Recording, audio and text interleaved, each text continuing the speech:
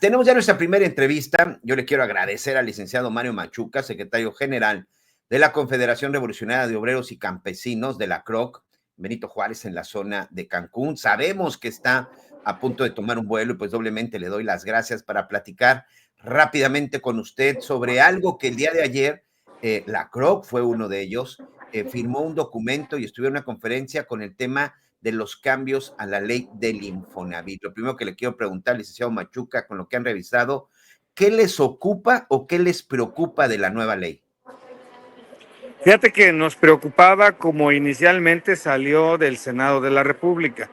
En el Senado recibieron la iniciativa, la aprobaron, la mandaron a la Cámara de Diputados y en su forma inicial se terminaba con el tripartismo, se acababa con ciertas formas en las que a nosotros nos garantiza que ese fondo que está en una subcuenta de vivienda es patrimonio de los trabajadores, y nos preocupaba que se pudiera quedar como una especie de caja abierta, ¿no? Al no tener los elementos que nos garantizaran, y uno de ellos es ese tripartismo, una comisión de vigilancia que hasta la fecha existe, y el hecho de que se eliminaba una palabra que para nosotros es clave.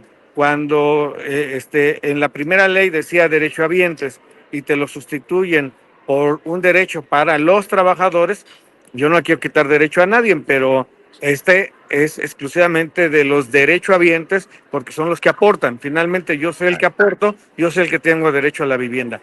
Ya se aprobó, como bien lo dices, y yo creo que en lo principal está como nosotros habíamos solicitado. Aprecio, la verdad, a muchos legisladores que nos dieron la puerta abierta para poder escucharnos en cuanto a nuestros puntos de opinión.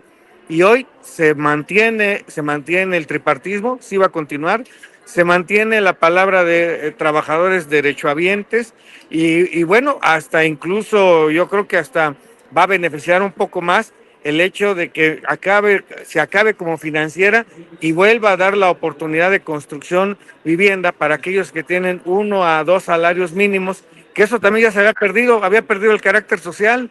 Ya el que tenía más dinero era el que tenía derecho a una vivienda, y ese no fue la esencia con la que nació el instituto. Hoy se recupera y eso también, lo digo muy abiertamente, eso también nos da mucho gusto que podamos tener esa oportunidad. Faltan algunas cosas, como el hecho de que nosotros proponíamos que se bajen los puntos y se suba el monto de préstamo para que la vivienda verdaderamente sea digna y no esos cajoncitos que se hacen por muchos lados. Pero bueno, en el fondo avanzamos y creo que vamos bien. No hay nada en esta ley que ponga en riesgo en determinado momento el ahorro de los trabajadores, es decir, aquellos trabajadores que a lo mejor pues ya usaron su crédito y de nueva cuenta pues están obteniendo ahí un ahorro, pues no se deben de preocupar, porque al final mucha gente utiliza este Ya dinero no, para el retiro. aquí no. Al principio sí teníamos esa incertidumbre de que se fuera a perder, de que podría algún trabajador pensar, bueno, yo no necesito el crédito, yo tengo mi casa. No era por ahí, es que al final ahí está tu fondo de pensiones, ahí están tus ahorros para el día que te retires, y el utilizar ese dinero para otros fines, podríamos entrar en una crisis que el día de mañana pues afectara a todos los que hoy productivamente estamos poniendo ese dinero en esas cuentas. No quedó bien, se pone también el derecho al arrendamiento, que nosotros lo criticamos en algún momento porque existió en alguna ocasión este tema de Arrendavit y nunca funcionó porque el trabajador quiere una vivienda propia. Pero bueno, finalmente, como bien lo decían algunos legisladores, para todos hay y habrá quien le interese. Pues ¿por qué no? Hay que dejarlo como una carta para quien le interese arrendar en algún lugar, pues tenga esa posibilidad. Sobre todo que nos garantizan que si tú arrendas en un lugar y después quieres obtener esa vivienda, eso que tú has pagado se te toma a cuenta del valor de la vivienda.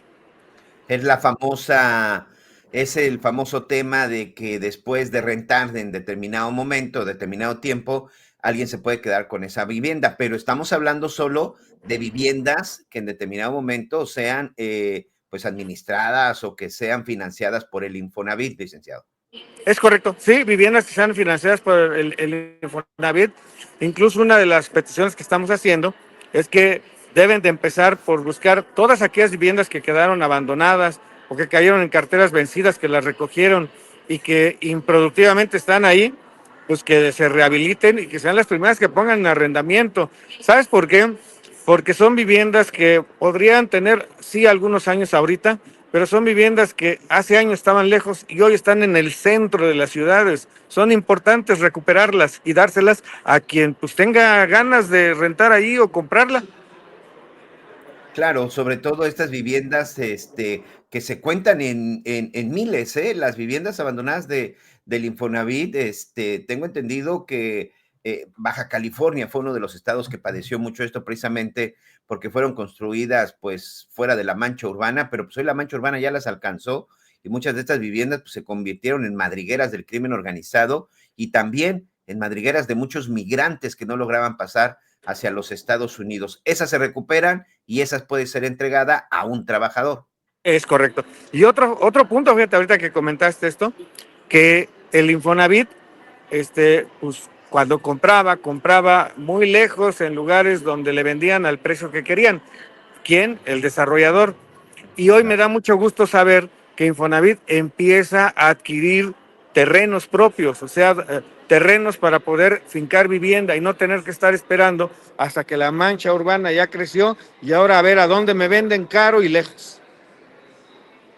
Claro, en donde me venden caro, pero sobre todo, bueno, pues que no se convierta en una opción. Entonces, para los trabajadores, licenciado Mario Machuca, podemos decirle a toda la gente, tranquilo, no es así, su ahorro no corre riesgo.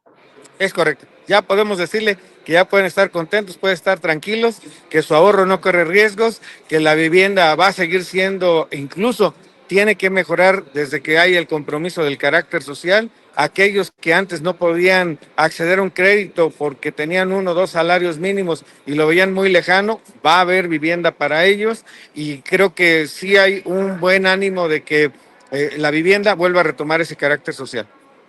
Pues ahí está, me parece una muy buena noticia. Gracias por esta información, porque en verdad, pues había preocupación de parte de muchos trabajadores y casi no saquen ese retiro, no saquen ese dinero, guárdenlo para el retiro, porque finalmente nadie lo va a tocar.